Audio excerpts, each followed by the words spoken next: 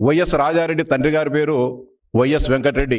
ఆయనది పులివెందుల నియోజకవర్గంలోని ప్రస్తుతం సింహాద్రిపురం మండలంలో ఉన్న బలపనూరు గ్రామం.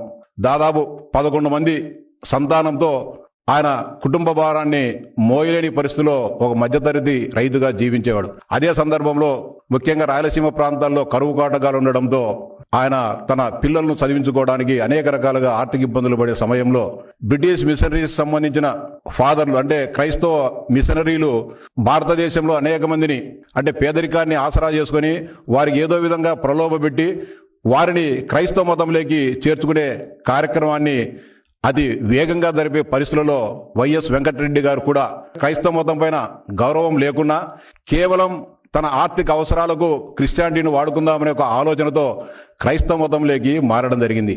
ఆయన వెంటనే ఆ ఫాస్టర్ల చలవతో తన కుటుంబాన్ని జరుపుకోవడానికి తన ఆర్థిక ఇబ్బందులను తీర్చుకోవడానికి వెంకటరెడ్డి గారు బలపనూరు నుంచి డైరెక్ట్ ప్రస్తుతం కడప నడిబొడ్డులో ఉన్న సిఎస్ఐ హై స్కూల్లో ఫాదర్ దగ్గర అంటే హై స్కూల్ మెయింటైన్ చేసే ఫాదర్ దగ్గర చిన్న ఉద్యోగంగా చేరడం జరిగింది. అంటే బ్రిటిష్ వారికి అనుకూలంగా ఆ రోజే వెంకటరెడ్డి గారు అంటే వైఎస్ రాజశేఖర రెడ్డి గారి కుటుంబం బ్రిటిషర్ల పంచన చేరడం జరిగింది. ఆ సందర్భంగా అక్కడ చిన్న ఉద్యోగం చేసుకుంటూ అక్కడ ఆ ప్రాంతంలో అప్పుడు సిఎస్ఐ స్కూల్కు కాంపౌండ్ ఉండేది కాదు. కాంపౌండ్ కట్టాల్సిన అవసరం ఉంది. ఎవరైనా సరే గౌండ్రీలను గోడగట్టే వాళ్ళను కూలీలను చూడమని చెప్తే వెంకటరెడ్డి గారు 1-2 రోజులు ఆలోచన చేసుకొని నాకు చాలా మంది పిల్లలు ఉన్నారు, మేము మా పిల్లలందరం కలిసి ఆ కాంట్రాక్టును చేసుకుంటాం ఫాదర్ అని చెప్పినప్పుడు ఆయన కూడా అంగీకరించి ఆ పనిని అప్పచెప్పడం జరిగింది.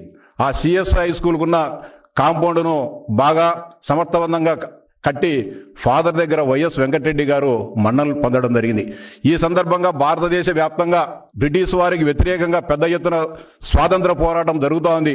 ఇంక్విలాబ్ జిందాబాద్ అనే వాళ్ళపైన, స్వాతంత్రం కావాలనే వాళ్ళందరిపైన కూడా బ్రిటిష్ సైనికులు ఉక్కు పాదాలతో, లాఠీలతో, తుపాకీ గుళ్ళతో ఆ స్వాతంత్రోద్యమాన్ని నిరంకుశంగా అణచివేయడం జరుగుతోంది.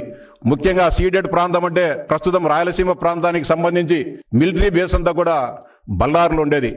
బళ్ళారి కంటోన్మెంట్ నుంచి బ్రిటిష్ సైనికులు ఆ ప్రాంతంలో జరిగే స్వాతంత్ర పోరాటాలను అణిచివేసేవారు.